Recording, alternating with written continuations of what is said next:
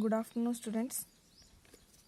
In last class, we starts with the chemical properties. In that, first one, reactivity towards oxygen. Group 13 elements from boron to thallium, they react with the oxygen, which will forms the metal trioxides. These metal means any metal from boron to thallium. When crystalline boron react with the oxygen, it doesn't form the boron trioxide, but amorphous boron, when react with the dioxygen or oxygen in presence of heat, it will liberate the boron trioxide. Likewise, amorphous aluminium also, when react with the oxygen or dioxygen in presence of heat, it will also liberate the aluminium trioxide. Let us see about the general equation or general reaction. Any element from group 13 elements react with the oxygen, it will form the trioxides. E means any group 13 elements. Likewise, same elements, if they react with the nitrogen, it will form the nitrides.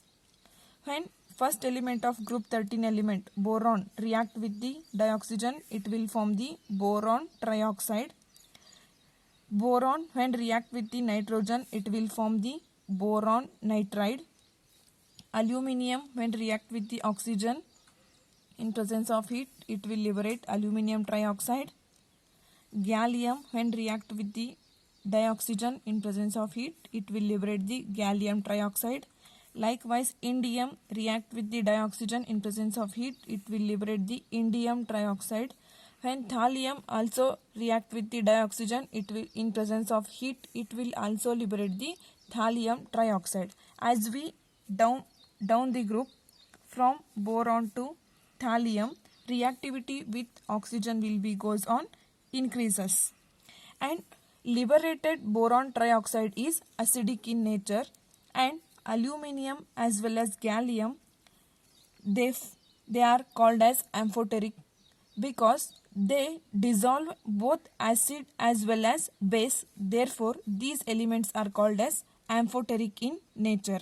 Likewise, indium and thallium, they only react with the base. Therefore, we can express these as indium and thallium are having some basic properties. This is about the reactivity with dioxygen. And second chemical property, that is reactivity towards acids as well as alkali or base. First one, reactivity towards acids. Boron doesn't react with both acid as well as base or alkali at moderate temperature, but aluminium will dissolve in both acid as well as base. Therefore, aluminium is called as amphoteric. When aluminium dissolve or react with the acid, that is HCl, it will loses its 3 electron and aluminium becomes aluminium plus 3, and it will liberate the chlorine as well as byproduct as dihydrogen. This is about the reactivity of aluminium with acid. Likewise, same aluminium when react with the base, that is NaOH, sodium hydroxide, along with some little amount of water, it will liberate the sodium, loses its 1 electron and forms the complex with the aluminium, that is sodium tetrahydroxoaluminate complex will form, along with the 3 molecules of dihydrogen will form as byproduct. This is reactivity of acid and this is reactivity of base. That's why aluminium is called as amphoteric. This is about the reactivity towards acids as well as base, or acids as well as alkalis. Next, third property, that is reactivity towards halogens. When these group 13 elements react with the halogen, it will form the trihalides except thallium iodide. Thallium doesn't react with the iodide and it doesn't liberate the thallium iodide because thallium contains the oxidation state as +3 as well as +1. These are higher oxidation state for this thallium, and that time it will liberate the highly extremely oxidizing compounds. Therefore, this thallium helps to oxidize iodide to iodine. That's why in that case thallium doesn't react with iodine and it doesn't produce the thallium iodide. And next general equation for this halogens, that is when elements from group 13 elements react with the halogen that is represented by X, it will form the trihalides. X means halogens, that is fluorine, chlorine, bromine, iodine. First element, when boron react with the fluorine, it will form the boron trifluoride. Here fluorine 3 molecules, therefore we have to substitute 3 for this fluorine. Now fluorine becomes 6 molecules, therefore we have to substitute 2 for this. Now boron molecules becomes 2, therefore again we substitute 2 for this boron. Likewise, second element aluminium, when react with the chlorine, it will liberate the aluminium trichloride. Same, balance this equation. And third one, that is gallium, react with the bromine, it will liberate the gallium tribromide. And indium react with the iodine, it will form the indium iodide, but thallium doesn't react with the iodide because it forms the highly oxidized compound. That oxidized compound will oxidize iodide to iodine. Therefore thallium does not react with the iodine and does not form the compound as thallium iodide. This is about the reactivity towards halogens. Next is the anomalous behavior. Anomalous behavior of boron.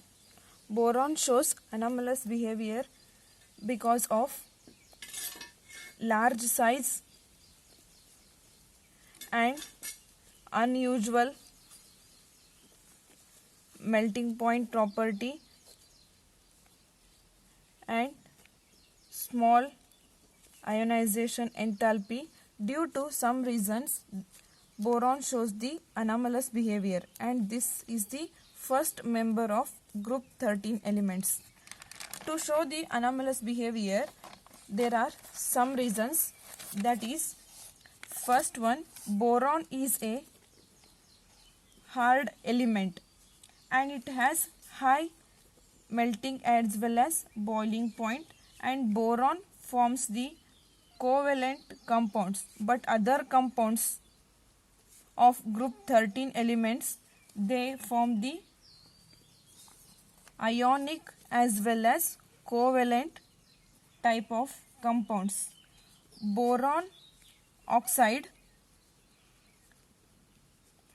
is weak acid, while aluminium oxide are amphoteric in nature. And trihalides means when group 13 elements react with halogen, it will form the trihalides. Trihalides of group 13 elements are also covalent, and they also hydrolyzed with the water. Boron trihalides, due to absence of d orbitals, boron trihalides like BCl3, BF3, boron trichloride, boron trifluoride, that is called boron trihalides. Due to absence of d orbitals, they form the species like tetrahydroxoborate complex.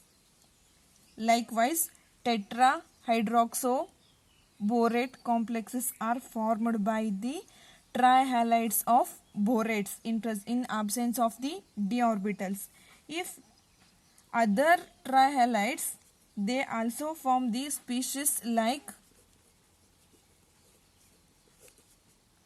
hexaaqua metal complex.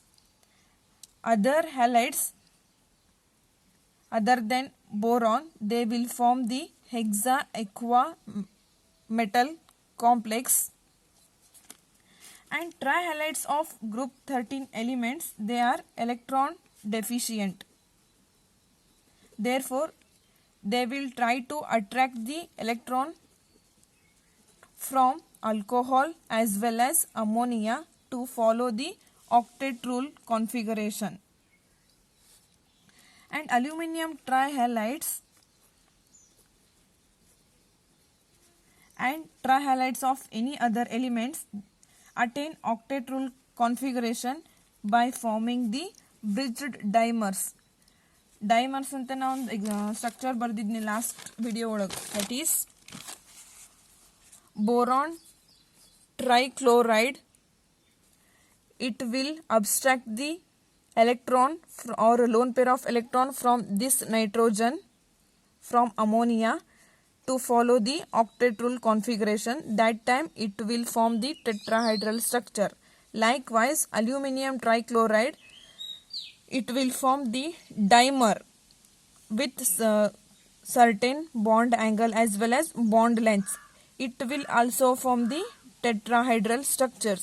Due to all these reasons, we can call this boron as anomalous behavior. That's why we can tell it as boron shows the anomalous behavior. This is the anomalous behavior of boron. Next concept, that is